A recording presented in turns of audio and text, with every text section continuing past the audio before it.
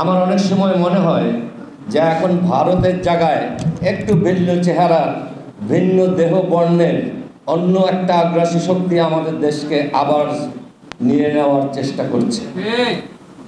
এবং মীর জাফরের ভূমিকায়ও লোক এখানে বসে গেছে।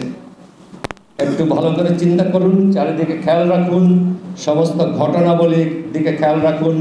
আপনারা বুঝতে পারবেন যে আমাদের মতো দেশপ্রেমিক শক্তি যারা আমরা করিডোর বা চিটাগং পোর্টের হস্তান্তর বিদেশিদের কাছে করতে দিচ্ছি না, তাদেরকে যারা প্রতিহত করতে বলেন, তারা কি মীর জাফর নাকি অন্য কিছু?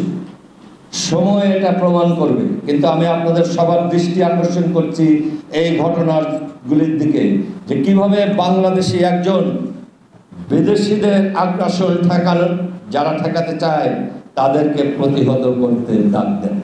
আর যারা এই কাজ করছেন তারা যদি এটা সফল হন, তখন তারা নিশ্চিতভাবে এখন হবে বিশ্বাসঘাতকতা। ক্ষমতা মানুষকে মাথা নষ্ট করে দেয় এবং মানুষকে করাপ্ট করে দেয়। আমরা আগ্রাসী ভূমিকা ঠিকভাবে পালন করতে পারি যদি আমরা রাস্তায় থাকি।